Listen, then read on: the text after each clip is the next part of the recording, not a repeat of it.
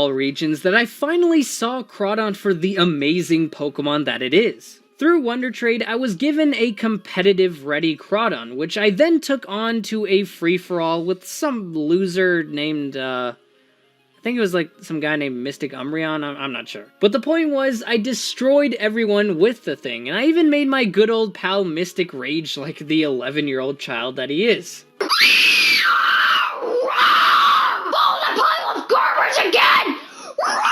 Honestly, that memory sticks with me as one of my favorite Pokemon moments. Yeah, I know, it's pretty sad. And when I said this thing destroyed everything, I mean it destroyed everything. Focus Sash or Life Orb, Adaptability, and either Dragon Dance or Swords Dance, and this thing kicks ass, I'm telling you. Sure, its stats aren't to die for, but its good ability, typing, and moveset keeps this Pokemon afloat in the UU tier. And although people may chalk up Crawdon's origin to it just being based on a lobster, it's actually much more than that. Firstly, Crawdon is not based on a lobster, but rather a red swamp crawfish, which looks really freaking weird if I'm gonna be honest, but pretty cool at the same time. But the more interesting part about Crawdon's origin has to be its shell. Crawdon's shell could possibly be based on the Bastion mimicry, which basically is kind of a defense mechanism for harmless species like, I don't know, a crawfish, where they are built to resemble a dangerous and intimidating species to ward off their predators. This could be in association with Sharpedo, as it resembles an open shark's mouth with a star on the nose. If this is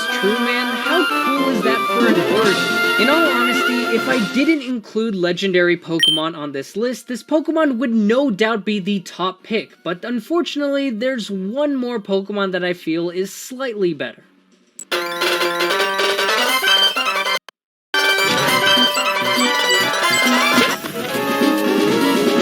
And finally, the number one best Pokemon that I feel is from the Hoenn region has to be...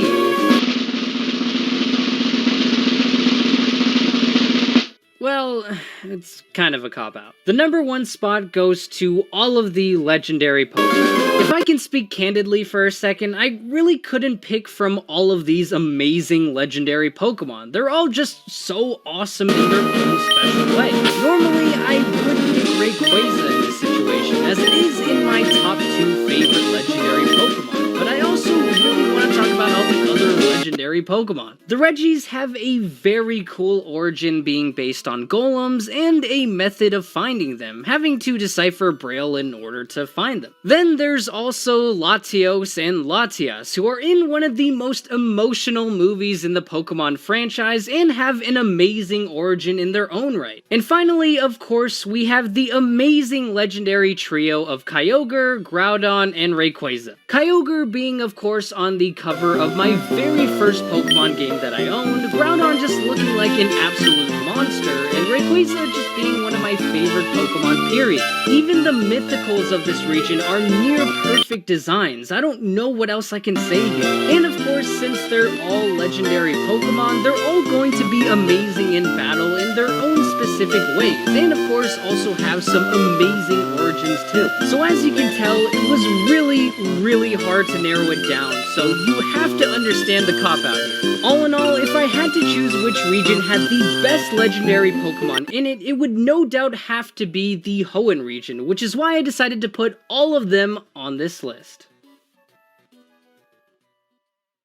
Thank you guys so much for watching. If you enjoyed the video, be sure to leave a like and let me know in the comments section below. If you haven't already, subscribe to the channel and become an Aribro today. Also, if you did like this kind of video and want to see more on the other generations, be sure to let me know in the comments section below. If you want to check out the previous video I did, be sure to click the annotation on the left. If you want to see more Pokemon Let's Go videos, click the other annotation on the right. And with that being said, I will see you guys next time.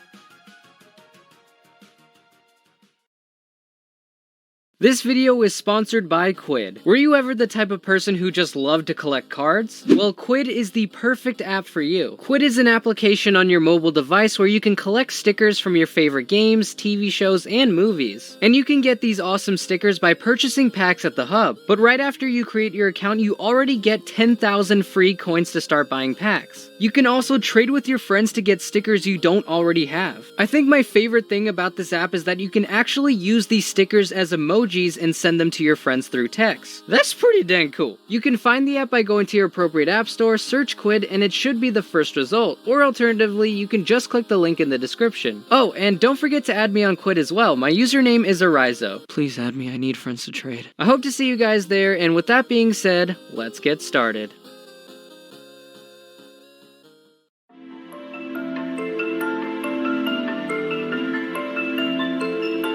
About a year ago, I did a video called the Top 10 Underrated Pokemon. And since that video came out, I've always wanted to do a video covering the exact opposite topic, the Top 10 Overrated Pokemon. Oh my god, I'm gonna get so many dislikes. As you guys know, there are some Pokemon within the games that do get more attention and credit than they really deserve. That doesn't mean that these Pokemon are necessarily bad, it could just mean that the hype built around it is just too much for the Pokemon to live up to. So with that out of the way, welcome to my top 10 overrated Pokemon. And if you guys aren't a big fan of opinions, then I suggest you go watch something else because this video will probably most likely piss you off. If you guys enjoyed the video, be sure to leave a like, subscribe, and share this video with a friend. And with that being said, let's get started.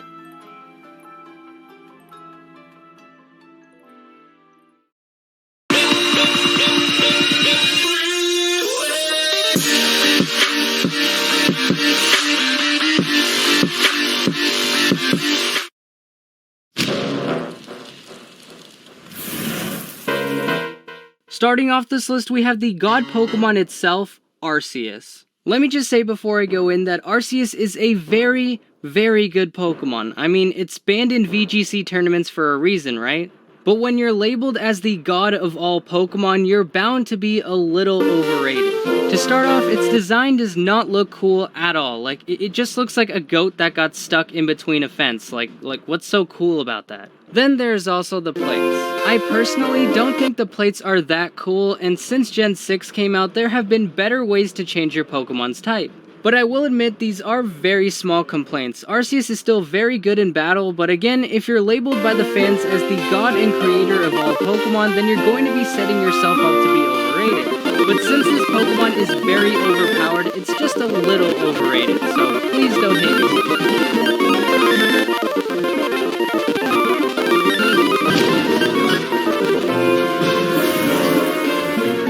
When Gen 2 Pokemon were released in Pokemon Go, I spent a lot of time researching the most powerful and useful Pokemon to use. And it turned out that Tyranitar was the best non-legendary Pokemon to use in Pokemon Go. Not just out of the Gen 2 Pokemon, but out of Gen 1 too. No matter what you say about Pokemon Go, it does bring a lot of new and old fans back into playing the Pokemon games. And because Tyranitar is the best Pokemon in Pokemon Go, a lot of newer fans are going to believe that this is the best Pokemon in the games, which is just not true. And not only Pokemon Go fans believe this, but a lot of current Pokemon fans believe Tyranitar to be this god of competitive battle when that really isn't the case. There are a lot of counters to Tyranitar, especially when Gen 6 came around. You have fairy types, fighting types, which are quite effective and very popular in the metagame, and just about everybody and their mom runs Earthquake now. Even now, Sandstorm, which was a big part to why Tyranitar was so good, only lasts 5 turns now. Now, don't get me wrong, Tyranitar, and especially Mega Tyranitar, are very good in battle, but just not as good as most regular Pokemon fans think.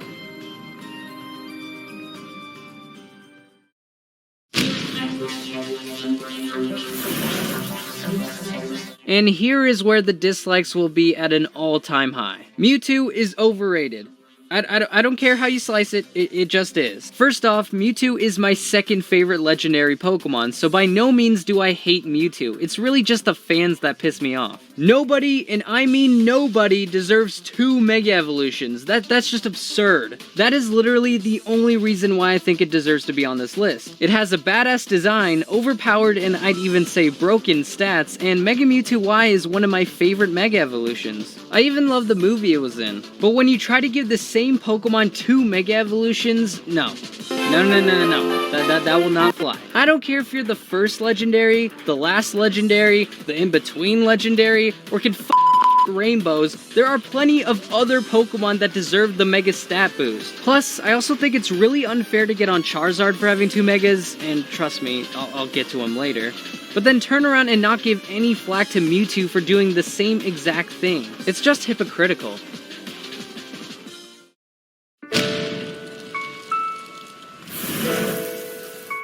Generation 5 was a very interesting time for the Pokemon franchise. It brought a lot of awesome, cool, and crazy looking Pokemon. But it also brought us Lucario 2.0, or the Lucario of the Unova region, Zoroark. Oh god, the hate coming for this video. Now I'm obviously just kidding about that, kind of, but really this Pokemon does get a lot of attention. From cool theories and interesting ability, the support of the furry fanbase, which, yeah. And even its own movie, wait, this thing got its own movie? Why? So then why didn't they just showcase the legendary Pokemon? Look, I get people love this Pokemon, but taking a look at its battle stats and design, was it really necessary for it to receive this much attention? I mean, they used Zoroark as the first Pokemon to introduce us to Gen 5. Maybe I'm a little bit salty because I think regular Pokemon shouldn't get their own movie, but it's true. Use the TV show to focus on the regular Pokemon. The movie should be focusing on the legendary Pokemon, and with few exceptions, they were doing that. Look at it like this. If you were making movies that were geared towards legendary Pokemon for over 10 years, and then later making a movie on a regular Pokemon, you're putting that Pokemon in the same breath as the legendaries, and does Zoroark really deserve that?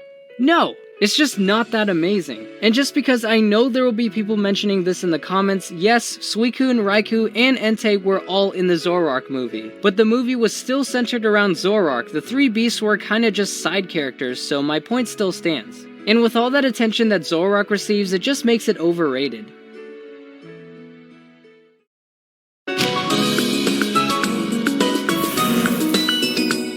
Coming in at number 6, we had the only Gen 3 Pokemon to make this list, Gardevoir.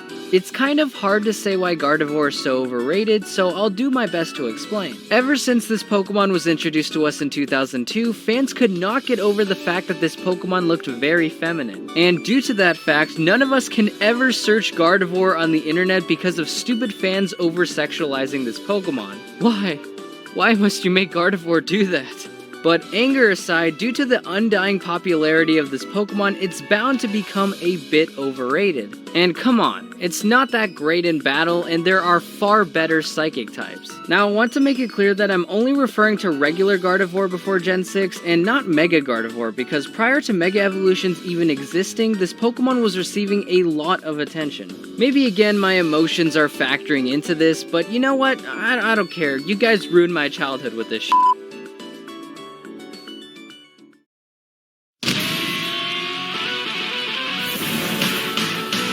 I never thought that I would be saying this about one of my favorite Gen 6 mons, but Greninja has become very overrated. I know what you're gonna say, how can the best starter in Kalos be overrated, right?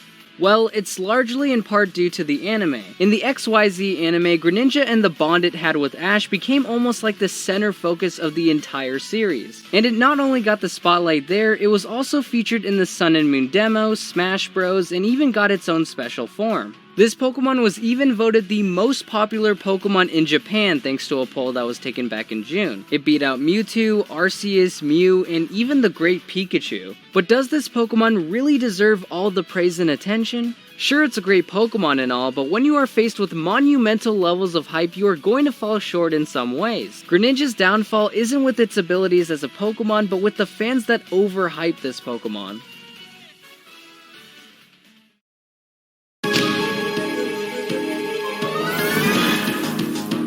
Speaking of overhyped, let's take a look at the quote-unquote best dragon type in all the games, Garchomp. Look, I'm not gonna say that Garchomp is bad or anything because I would be stupid if I said that, but people tend to over-exaggerate how good this Pokemon really is. It's great in competitive battle, it has many uses, but it's not the best thing in the world, it has weaknesses. In a sense, it's a lot like Tyranitar, but the difference is more people tend to think Garchomp can win battles on its own. I think this reasoning is attributed to people's experiences battling Cynthia's Garchomp. For most people, that was the first time they've ever seen a Garchomp Garchomp, and in most cases he wrecks you, therefore leading everyone to believe that this Pokemon wrecks everything, which is just not true. Not to mention, this Pokemon gets a very undeserved and unnecessary Mega Evolution that actually was worse than its normal form. The speed drop really leaves it open for some fast Ice type attacks. Again, this Pokemon is very good, I just think people need to remember that it has weaknesses too.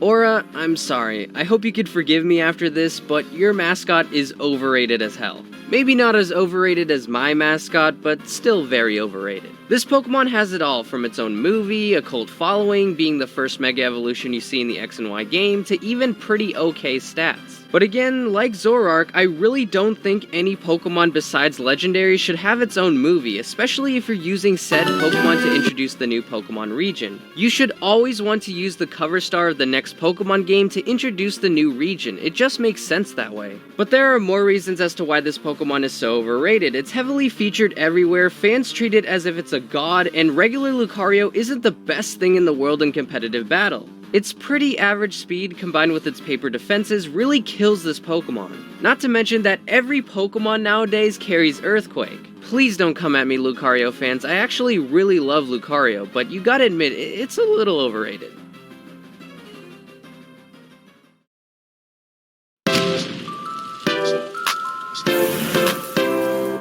I don't think anyone here disagrees that Pikachu is one of the most overrated Pokemon of all time. I mean, it's the face of the entire franchise and the most recognizable Pokemon ever. And I'm not saying that it's a bad thing that it's the face of the company, but the simple fact that its face is everywhere will make fans believe that this Pokemon is actually amazing, which it's not.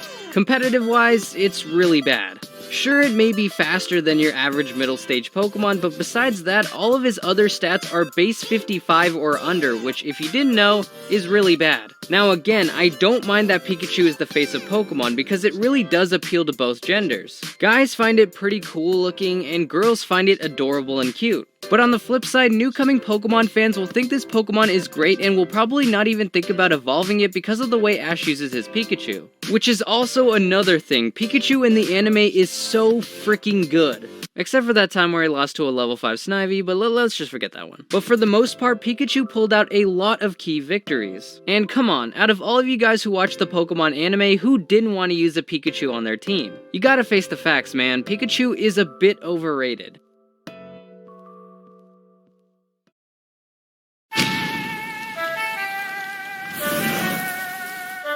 Well, you guys knew this was coming. As much as it pains me to say, being a Charizard fanboy myself, there is no denying that Charizard is the most overrated Pokemon of all time. For starters, see what I did there? It's one of the most recognizable Pokemon after Pikachu and probably the most popular Pokemon as well. And what does it have to show for it? Putrid stats, and a 4 times weakness to Stealth Rocks. This Pokemon in the anime is built to look like the most powerful thing in the world when in reality, it really sucks. Like, you never see any regular Charizards in any VGC teams, and in the Smogon tier list, Charizard is ranked NU, which is second from the bottom. I will agree that it definitely needed a Mega Evolution, but again, no Pokemon deserves 2 Mega Evolutions. Not Mewtwo, and definitely not Charizard. And to be honest, they really need to stop giving Charizard so much attention. It just fuels how much more overrated this Pokemon actually is. Thank you guys so much for watching. If you enjoyed the video, be sure to leave a like and let me know in the comments section below. Also note that this video is 100% my own opinion, so if you guys disagree with me, that's okay. In fact, why don't you guys tell me why you think I'm wrong in the comments section below? Who knows, you might even change my opinion. If you haven't already, subscribe to the channel and become an Aribro today.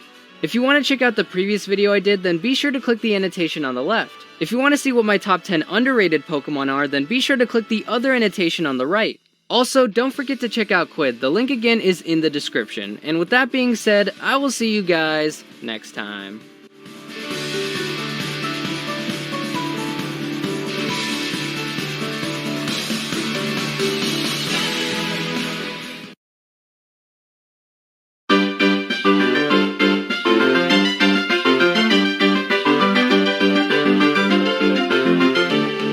I think although the ultimate end goal of any Pokemon game is to beat the gyms and challenge the Elite Four, everybody always thinks in the back of their minds about catching the legendary Pokemon on the cover of each game. I mean, just look at how awesome and powerful some of these Pokemon are. It's no wonder why they earn the title of legendary status. But out of all of the videos I've done in my YouTube career, I talked about my top 10 favorite Pokemon, which needs some rework by the way. But what about the legendary Pokemon? Out of all of these amazing creatures, which ones are actually my favorite? And well, today I've decided to finally answer that question by giving you guys the top 5 best legendary Pokemon, at least in my opinion. Now when I say the best legendary Pokemon, I don't necessarily mean the strongest Pokemon competitively, more so just my favorites of the bunch. That could mean design, sentimental value, origin, and yes, maybe even competitively. But of course, if you guys disagree, be sure to let me know your favorite legendary Pokemon in the comment section below. If you guys enjoyed the video, be sure to leave a like, subscribe, and share this video with a friend. With that being said, let's get started.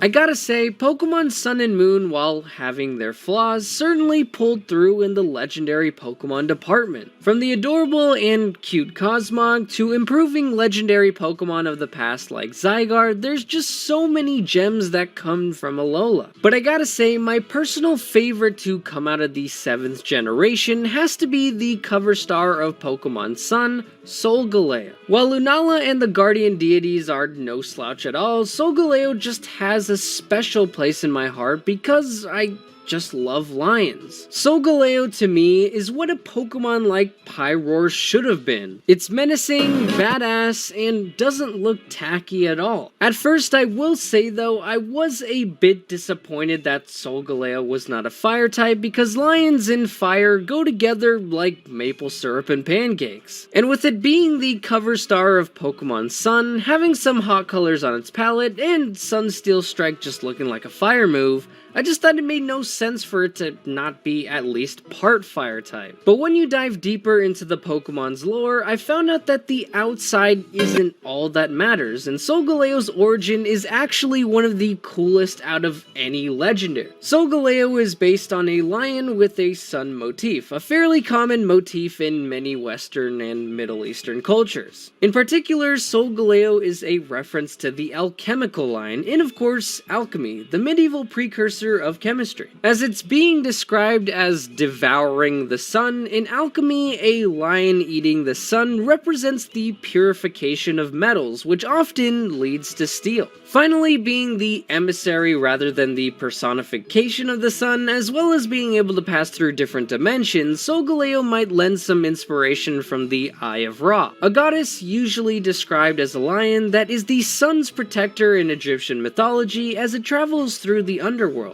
Ergo, why it gets its psychic type. But lore isn't the only thing this Pokemon has. Barring the Primals and Rayquaza, Solgaleo has by far one of the best shinies out of all of the legendaries. I mean, just look at it, it's so freaking awesome. I think that the shade of red combined with the other colors just fits this Pokemon perfectly. Battle-wise, I will say, well, it's pretty good if not great, with pretty much decent everything. I'm talking moves, stats, the whole shebang. But there are Pokemon that sort of outclass it in its tier, but I mean, it's still a legendary Pokemon, so at the end of the day, this Pokemon will always be pretty good regardless. Solgaleo is just the whole package, and when you have awesome lore like that behind you, how can you not support this Pokemon?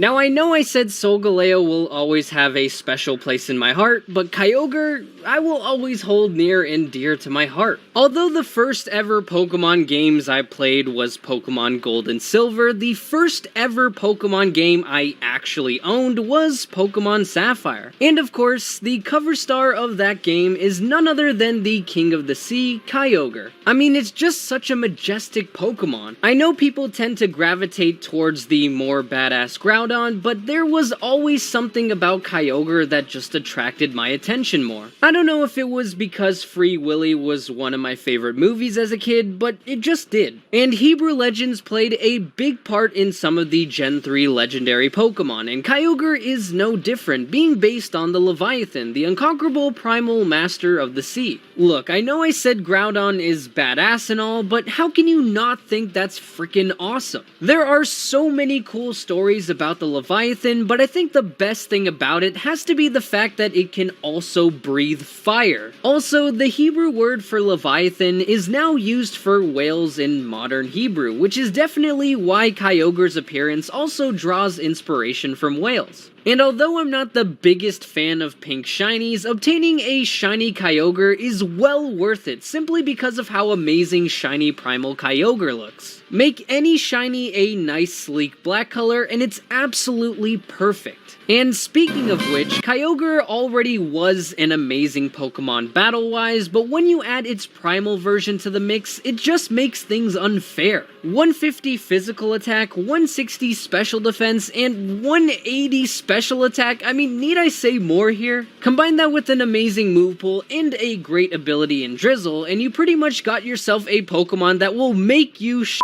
your pants. Seriously, what can't Kyogre do?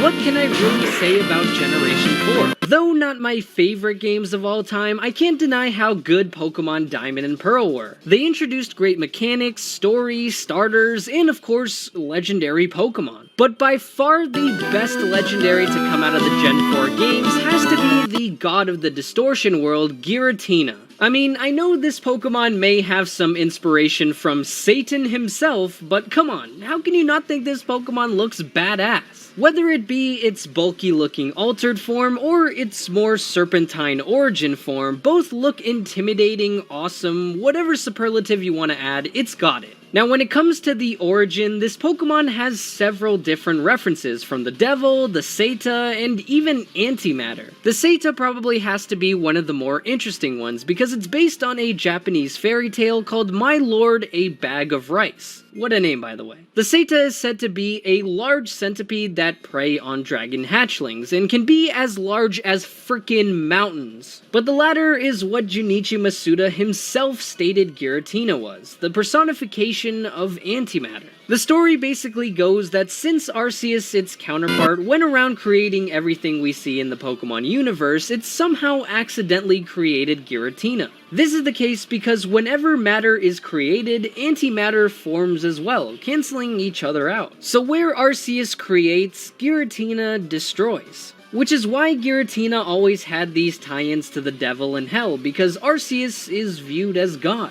That and the fact that it has 6 spikes, 6 ribs, and 6 legs didn't help either, but I still think the backstory is interesting nonetheless. And I think this Pokemon got a bad rap, at least in the Pokemon world, because of it, and it made me feel a bit sorry for it. Combine all of that with it just being an absolute tank in battle, then you pretty much got yourself a Pokemon that I will treasure for the rest of my life.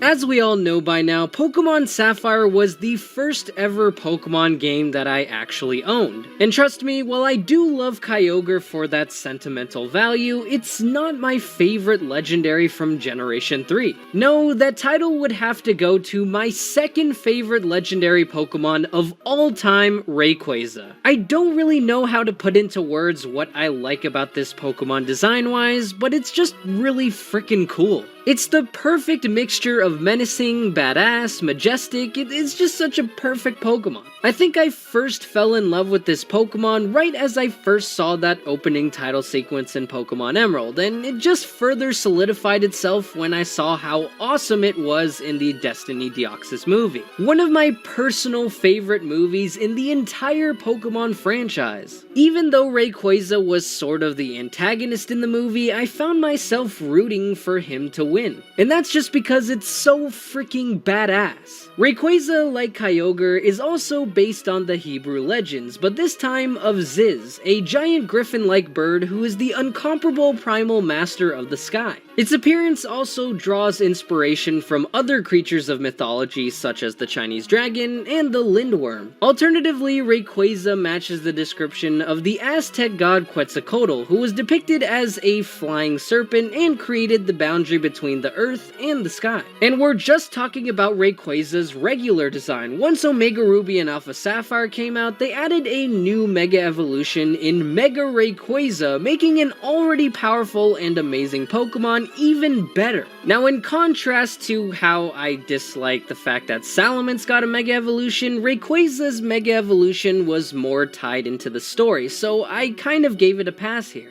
Plus, I just love how the patterns on Rayquaza's body pop out and become streams on the Mega. Not to mention those shinies. I mean, just take me home already, man. Do whatever you want to me, Rayquaza. Just do whatever you want. Anyways, battle-wise, do I really need to say anything here? I mean, it's so broken that Smogon had to make its own tier for the thing. And that's just the Mega. Even without it, it's still really good. Now, if this were a list about the strongest legendary Pokemon, there would be no question Rayquaza would be at the top of the list. But there is one more Pokemon that I love just a bit more.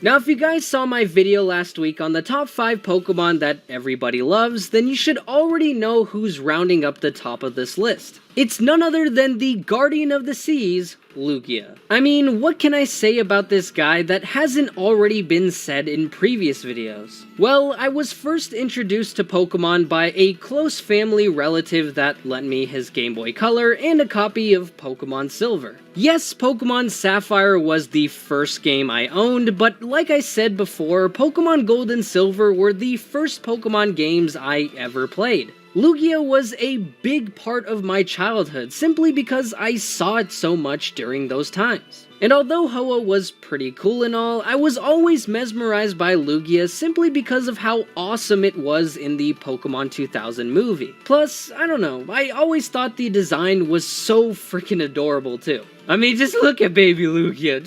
Oh. Speaking of which, like I've stated in my previous videos, Lugia is most likely based on the Ryujin, which is the dragon god of the sea in Japanese mythology that can control tides with magical jewels. What's even more amazing about this design though is that its shiny actually has meaning. Of course, at first I didn't really like this shiny, as you can see here in my top 5 best shinies video, but as I stated before in my Everybody Loves video, its shiny variation, which consists of light pink and maroon, matches the colors of Ryujin's Undersea Palace. And to me, that's just really freaking cool. Giving meaning behind a shiny just adds more of a dimension to a Pokemon's design. But at the same time, a part of me wishes that Lugia's shiny looked more like Shadow Lugia, simply because of how menacing and awesome it looked. As far as battling goes, it's got a fantastic typing, amazing bulk, great move pool, and of course, multi-scale. It's one of the more annoying Pokemon to use considering how stally it is, but I mean, it's a legendary, it's always going to be good. At the end of the day, it was the mascot of my channel, so I'm obviously going to have a lot of love for this Pokemon, and if it weren't for Charizard, it would still be to this day. Thank you guys so much for watching. If you enjoyed the video, be sure to leave a like and let me know in the comments section below. If you haven't already, subscribe to the channel and become an Aribro today. If you want to check out the previous video I did, be sure to click the annotation on the left. If you want to see more Pokemon Let's Go videos, click the other annotation on the right. And with that being said, I will see you guys next time.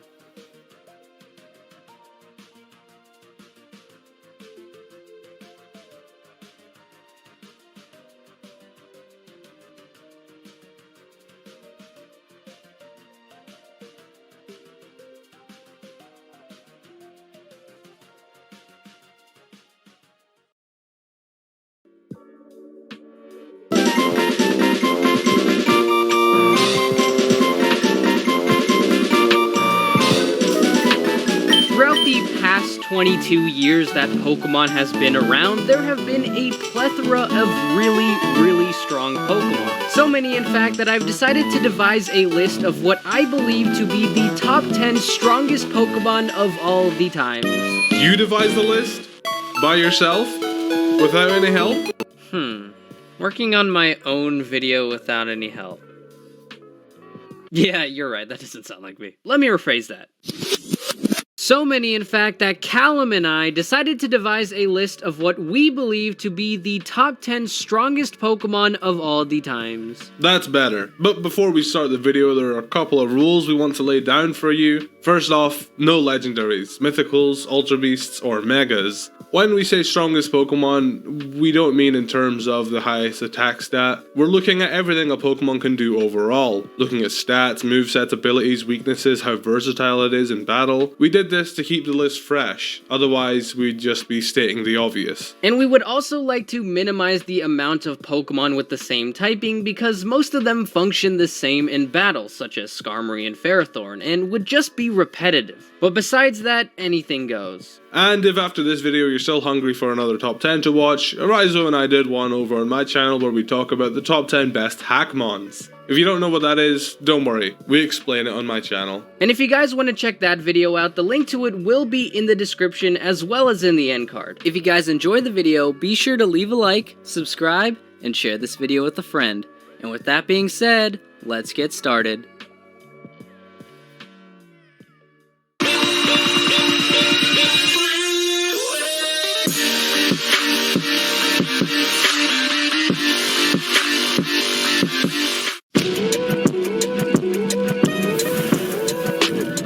Starting out this list, we have one of my personal favorite Pokemon to come out of Generation 6, Hawlucha. At least for me, I always thought Hawlucha was very strong from just playing through the games. And that's because I had so many problems against Karina's gym, specifically Hawlucha and the move Flying Press. While it doesn't have the highest attack stat in the game, it has access to a lot of different setup moves to aid it in that department. It already has very good speed, along with 2 abilities to help make sure it's never being slowed down. As for a moveset, a typical thing to run is a fighting and flying stab move, swords dance, and roost for health recovery. In that sense, it does seem a bit linear, but there's a lot of moves you can use to substitute in and out to shake things up a bit. All in all, Hawlucha is a very uniquely strong Pokemon, which makes it a perfect fit for this list.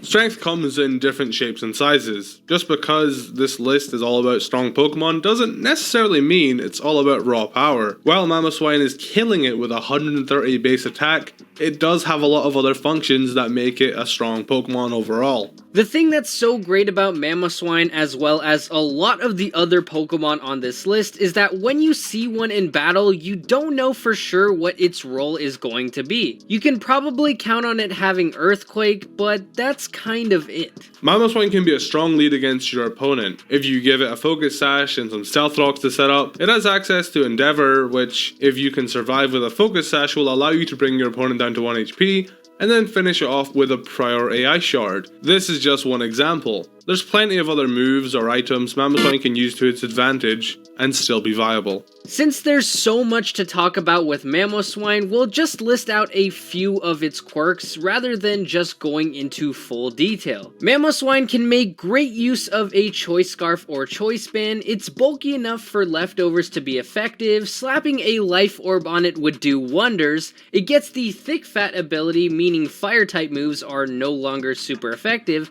and don't even get me started on what it can do with the Z move. Mamoswine is by far one of the best ice types in the game, and that's why it takes the number 9 spot on this list.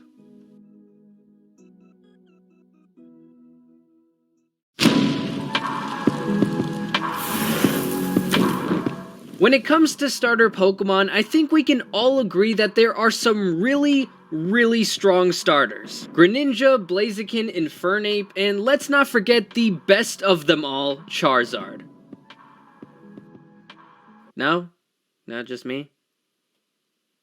Well, I think a Pokemon that both you and I did not expect to make this list would have to be the fire starter from Unova, Emboar. And no, this is not clickbait. We actually believe that Emboar is a really strong Pokemon. Let's take a look at its stats. The obvious thing to point out will be its incredibly high attack stat, but this Pokemon can also function well as a mixed attacker. Its speed isn't even that bad either. You can quite easily throw a Choice Scarf on it and it will be outspeeding Pokemon like Garchomp. Tag that along with a decent amount of bulk and you, my friend, have got yourself a pretty strong Pokemon. But not only that, I think it might be underestimated how freaking vast Emboar's move pool is. You got Stone Edge, Poison Jab, Solar Beam, Earthquake, Wild Charge, even Scald. Yes, this thing learns Scald. That's the definition of versatile. You can run so many different effective sets for this Pokemon that it's almost impossible for opponents to predict what you're going to use. Obviously we could have gone with a Pokemon like Blaziken or Infernape, but with Blaziken we felt like it was way too cookie cutter and linear of a Pokemon, which makes it easy to predict. And Infernape, it's just not as versatile as Emboar. I gotta say, going into this video, I was not a huge believer in Emboar. Just look at some of my older videos for reference, but full credit to Callum for changing my opinion. I am now a firm believer in Emboar.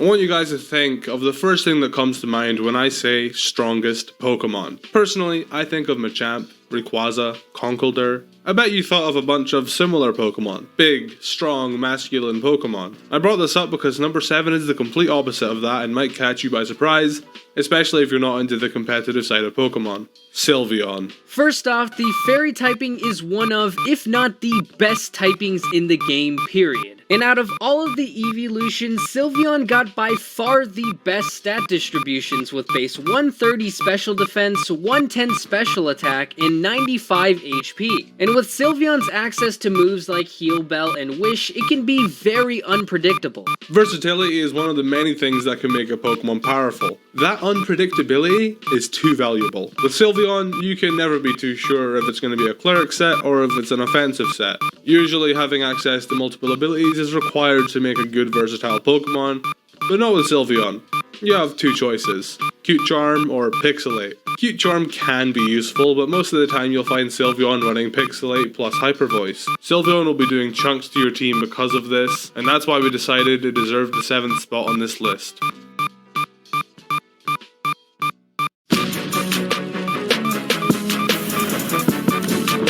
Continuing the trend of Pokemon you'd probably never expect to see on a strongest Pokemon list, at number 6 we have one of my favorite Pokemon to come out of Gen 7. Mimikyu. And again, like Sylveon, a big reason as to why this Pokemon is so powerful is because of that added Fairy typing. And while yes, its stats on the surface don't seem that good, what makes Mimikyu stand out from the crowd is its signature ability in Disguise. This amazing ability basically acts as a substitution, allowing you a free turn to set up a Swords Dance, taking care of its attack stat problem. One thing I always found to be hilarious is that Mimikyu has a higher base speed than Pikachu. Base 96 is pretty respectable, but for those that it can't outspeed, like a lot of ghost types, Mimikyu gets access to Shadow Sneak. Of course, since Mimikyu is a fairy type, it gets access to the all-powerful Play Rough. Speaking of which, did you know Mimikyu had its own Z move? If Mimikyu knows Play Rough, and it's holding the Mimikyu Z, it can use Let's Snuggle Forever, which is a 190 power fairy type move. With a Swords Dance set up, that move is going to be doing some serious damage. That just adds to its versatility. You have no idea what you're up against until it's too late.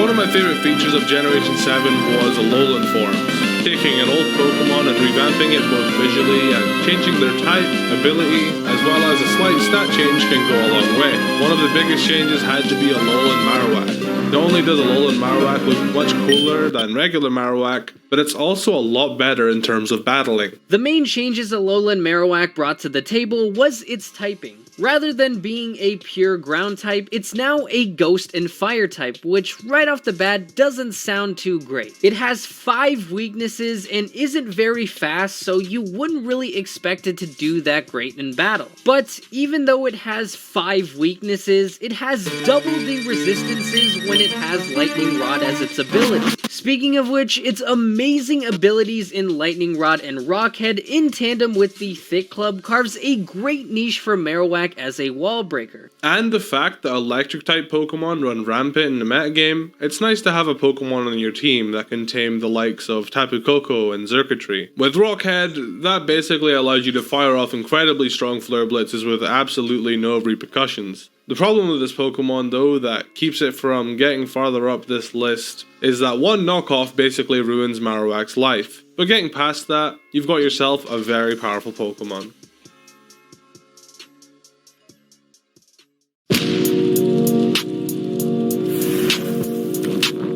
I think everybody knows by now how powerful of a Pokemon Greninja is. Barring Megas, it's the strongest starter Pokemon for sure. With Greninja's abilities, godlike speed, and amazing move pool, it's becoming one of the most overused offensive threats in the metagame. It's almost impossible to predict what Greninja you're going to get. Hazards, All-Out Attacker, Ash Greninja, Choice Scarf, Sash, Expert Belt, the options are literally endless. And adding to its versatility with its pretty much well-rounded stats, you can go either way as a special or physical attacker, or even both. Greninja is basically the Swiss Army knife of Pokemon. The only thing working against it is its really poor defenses. But who needs defenses if your opponent can't get an attack off? While Greninja doesn't have any setup moves, it's incredibly fast with 2 ridiculous abilities. One ability, Protein, allows it to become whatever type of move it's using that turn. The other ability, Battle Bond, changes its form to have stats that would put most legendary Pokemon to shame. Greninja has so many options. When battling against you, you sorta just have to send in a Pokemon that can resist it and hope it doesn't have a coverage move for it. Game Freak really wanted us to like this Pokemon, huh?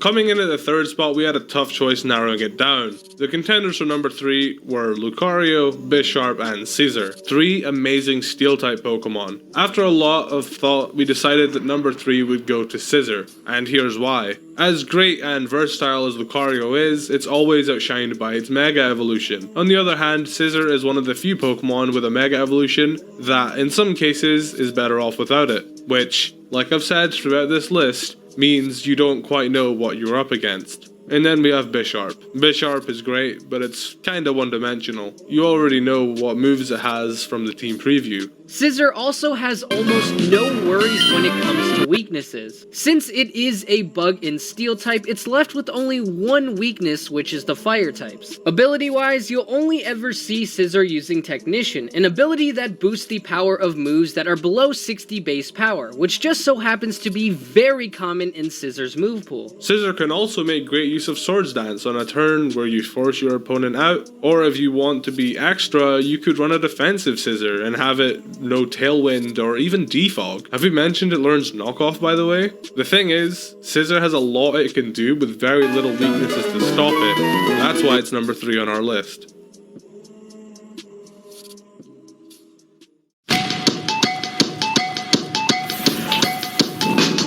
When talking about strong Pokemon, I think everybody and their mother knows that Aegislash is one of the most OP Pokemon in the entire game. I mean, it's one of the very few non-legendary or mythical Pokemon to carve a good niche in the Uber tier. And for all of you Smogon haters out there, that means it's pretty damn good. But you should already know that considering it's also extremely viable in VGC too. First off, its typing being Steel and Ghost is excellent because it grants 3 immunities and 9 resistances, 2 of them being the very powerful Fairy and Dragon typing. Secondly, Stance Change and King Shield can easily punish physical attackers while also playing mind games with your opponent. And thirdly, those stats are just really insane. One of the coolest things about Aegislash is you never know if it's going to be a physical or a special attacker until you've already taken damage from it. It doesn't even need to do damage to you directly to take you out, as it has access to Toxic and Rest. It can just sit there in its extremely bulky shield form and stall you to death. Of course that isn't very reliable and you probably wouldn't come across it, but just the fact it's able to do that is beautiful. Like most Pokemon on this list, the unpredictability is what makes it so powerful, and there's no Pokemon that does it better than Aegislash.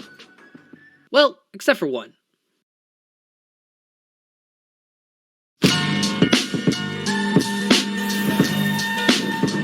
And finally taking our number 1 spot. The whole reason you clicked on this video. Who is the strongest Pokemon? Arizo, you tell them. It's your video. I wouldn't feel right if I made the reveal.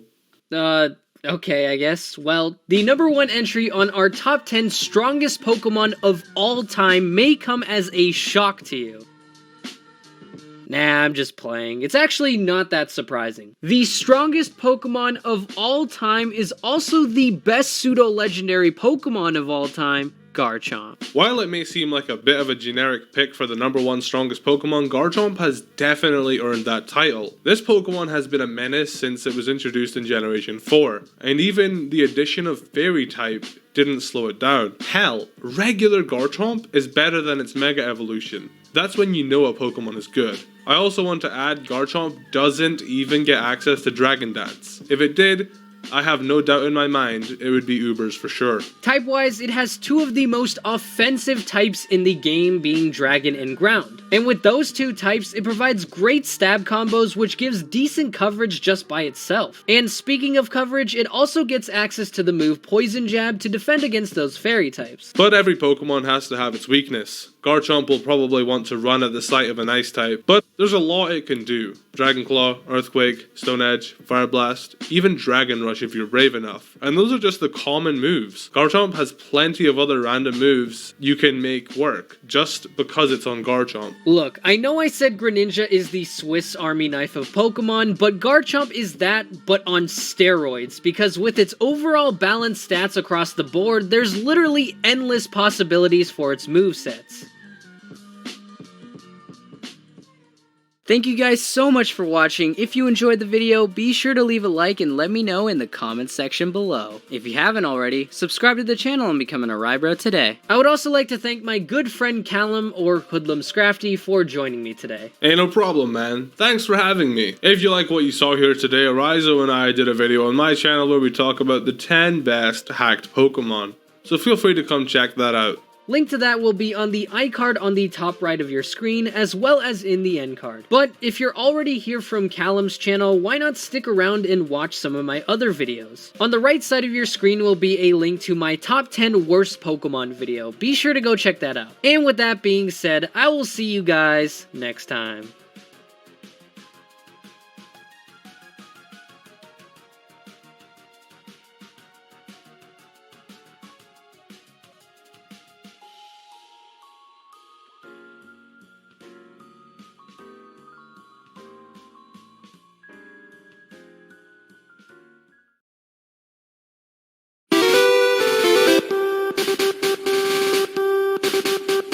So throughout the years during my YouTube career, a common question that I always seem to get every time I upload is, where is the best starter for Kalos?